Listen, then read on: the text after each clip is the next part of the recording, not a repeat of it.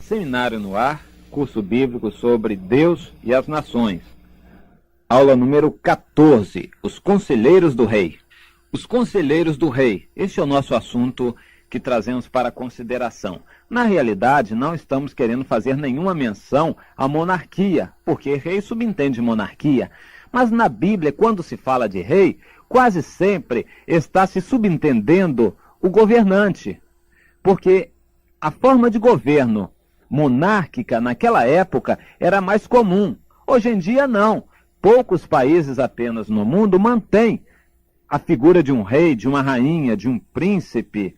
A maioria dos países professa a democracia, o socialismo, enfim, regimes de governo em que os governantes, pessoas, são transitórios, eles mudam, não são sempre os mesmos.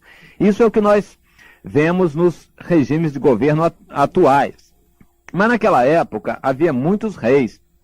E então, quando a Bíblia falava de governantes, naturalmente que se referia a reis. E então nós dizemos, os conselheiros do rei. Ora, o que queremos dizer com isso?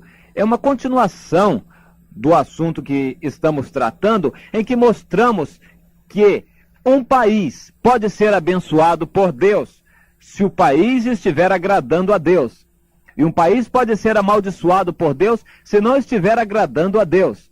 A chuva, as calamidades, as catástrofes, a guerra, a espada seca, os desertos, a insegurança, as guerras, a morte, as pestes, tudo isso são resultado do castigo de Deus sobre uma determinada nação.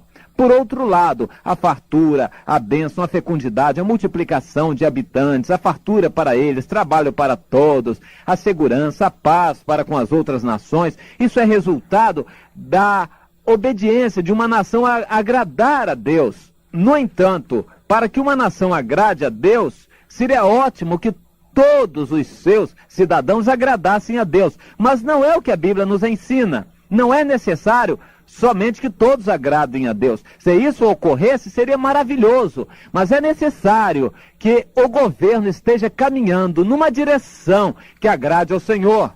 Se essa direção estiver agradando a Deus, muito bem. Então, tudo vai correr como Deus quer, e Deus se tornará favorável para com aquela terra. Mas caso contrário, se o governo não estiver caminhando numa boa direção, Deus castigará toda a nação por causa daquele governante. A Bíblia cita que houve um rei bom, Ezequias. Foi um bom rei, e quando chegou a hora de morrer, ele não quis morrer, e ele pediu graça a Deus para viver. Pediu a Deus que não o levasse, que lhe desse mais anos de vida, e Deus lhe concedeu 15 anos de vida. E naquele período, naqueles anos de vida, ele teve um filho, que foi justamente que ele sucedeu no trono, Manassés. Manassés foi o pior rei de todos os reis de Judá. Nós vemos na figura de Manassés uma verdadeira peste espiritual, quem fez o povo se prostituir espiritualmente contra Deus, quem irritou a Deus de uma tal maneira que Deus decidiu mandar sobre o seu povo querido, o seu povo escolhido, uma grande catástrofe e calamidade. Porém, por que Deus não castigou logo? A resposta é que Deus é tolerante, Deus é amoroso, Deus estava dando oportunidade para que o povo se arrependesse, se voltasse para Ele. Mas o povo não estava se voltando. Então Deus esticou, prolongou, prorrogou aquele tempo de tolerância, de expectativa, para ver se ainda o povo se voltava para Ele. Realmente isso aconteceu quando um neto de Manassés, Josias, subiu ao trono. Josias era pequeno ainda quando subiu ao trono, quando começou a reinar. Deus proporcionou os meios para que Josias subisse ao trono. E ele promoveu uma ampla reforma em todo o país, fez uma limpeza em todos os objetos de culto a deuses estranhos e quase que forçou o povo a adorar o verdadeiro Deus. Promoveu, estimulou o culto ao Deus verdadeiro. E isto foi do agrado de Deus. Mas o que me impressiona é a expressão que Deus diz a respeito de Josias. Deus diz que apesar da sua conversão, apesar da sua fidelidade, apesar de tudo que ele fez, Deus não desistiu do furor e da sua ira, porque ele estava irritado com as coisas que Manassés, avô de Josias, havia feito. Que coisa impressionante. Josias se converteu ao Senhor de todo o seu coração. Ele promoveu que muitos se voltassem para Deus, os estimulou para se converterem e se consagrarem a Deus. No entanto, apesar disso tudo, Deus não desistiu da sua ira com que estava irado contra o seu povo. Isso me impressiona muito. Não é somente necessário que todos numa nação estejam voltados para Deus. Se o governante se voltar para Deus, se os governantes forem sábios, então toda a nação será abençoada por Deus. Mas os governantes normalmente não reconhecem a necessidade de se voltar para Deus. Eles acham quase sempre que Deus está longe, que Deus é para as religiões, é para o bem-estar espiritual, não é para o governo das nações. O governo, eles acham, é uma questão de ciência, é uma questão de raciocínio, é uma questão de lógica e de mentalidade humana, de bom senso, é uma questão de política, é uma questão de interesses, é uma questão de equilíbrio de interesses entre aqueles habitantes da nação.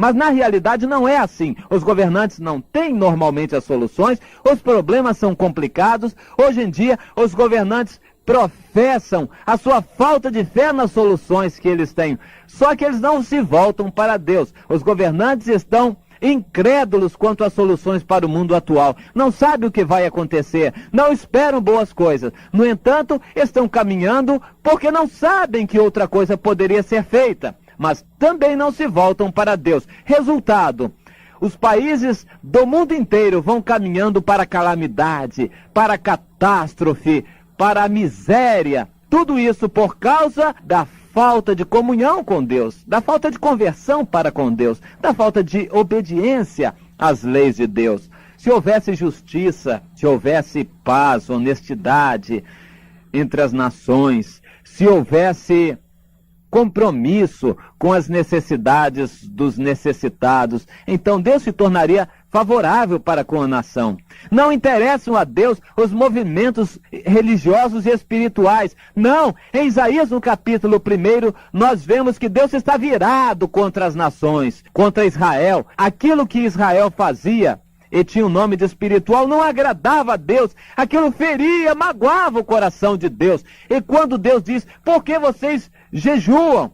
Quando vocês jejuam, eu me iro com o jejum de vocês, as suas festas solenes, as suas campanhas, as suas congregações, tudo isso está me irando. Isso tudo Deus disse a respeito do seu povo querido. Por que isto? Porque Deus disse, o jejum que eu quero não é este.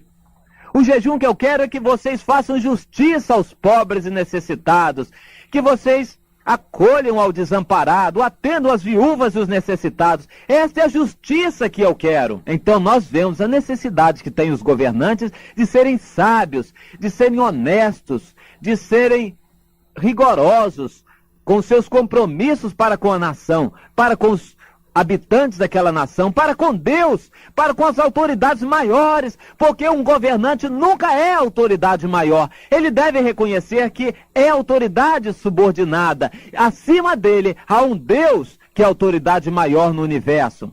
Mas acima dele também há um conselho das nações.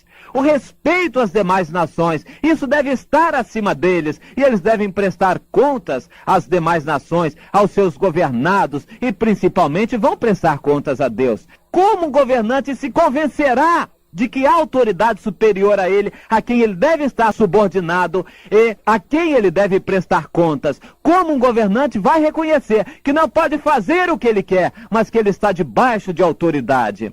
A resposta é muito simples. Desde que Deus me deu a entender por revelação qual é a resposta, eu vi na Bíblia, eu vejo na Bíblia esta resposta. Como os governantes se convencerão de que eles não podem fazer o que querem, mas que eles prestarão contas? Eles estarão convencidos disto quando eles virem entre os seus conselheiros gente sábia. Nunca, ao que me passa pela mente, um homem foi um bom governante sem que estivesse cercado de bons conselheiros. A Bíblia cita vários reis que foram felizes, bem-sucedidos, porque se cercaram de bons conselheiros. Faraó, por exemplo, nós sabemos que Faraó é o símbolo de um governante do mundo, que não agrada a Deus. Mas, no entanto, houve um faraó que agradou a Deus. Aquele faraó que recorreu a José. Aquele faraó que buscou um bom conselheiro, que buscou em José um homem que tinha sabedoria de Deus. Ele reconheceu que não podia governar sozinho. Ele reconheceu que precisava de um governante sábio, de um conselheiro que fosse um homem entendido. E procurou e achou José. Aquele faraó foi ricamente abençoado por Deus. Houve outros reis na história que foram abençoados por Deus porque se cercaram de conselheiros sábios. Por exemplo, Nabucodonosor, Assuero e quantos reis que eram até odiados, mas que fizeram um bom governo porque se cercaram de bons conselheiros. Nós encontramos na Bíblia esses conselheiros, como Neemias, que estava servindo lá na corte da Pérsia, e por causa do seu testemunho, Deus tocou o coração daquele rei da Pérsia para que voltasse a reconstruir o templo de Jerusalém e depois os muros de Jerusalém. Por causa daqueles conselheiros, Esdras era um deles, por causa de José na corte de Faraó, por causa de Daniel na corte de Nabucodonosor, Deus abençoou a Babilônia, Deus abençoou muitas nações por causa dos bons conselheiros que estavam lá. Aí sim, nós reconhecemos o papel dos servos de Deus. Hoje, o presidente da República necessita de alfaiates.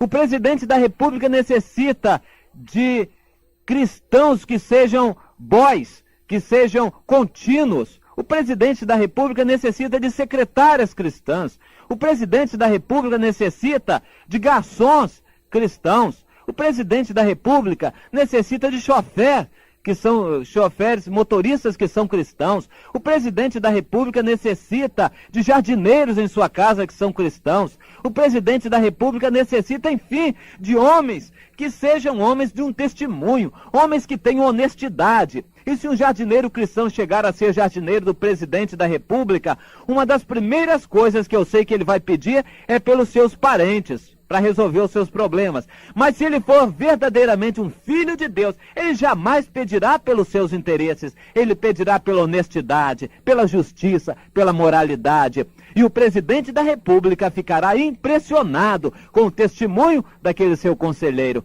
Então, meus irmãos, oremos para que Deus levante obreiros, conselheiros fiéis, capazes, sábios, honestos, que possam aconselhar os presidentes, os reis, os governadores. Vamos orar por assessores fiéis, por assessores idôneos, ainda que não sejam governantes, mas que sejam assessores que possam dar bons exemplos e os governantes serem convencidos pelos exemplos de seus subordinados. E assim, Deus abençoará a nação quando nós tivermos José, nós tivermos Neemias, nós tivermos Daniéis por aqui. Sim, quando esses homens fiéis estiverem assessorando os governantes. Então, ainda que os governantes não sejam cristãos, eles serão fiéis e eles terão sabedoria para saber o que fazer, e Deus abençoará a nação. Que você seja assim, que Deus abençoe, ore por esses homens e Deus nos dará paz e felicidade para o Brasil. Amém.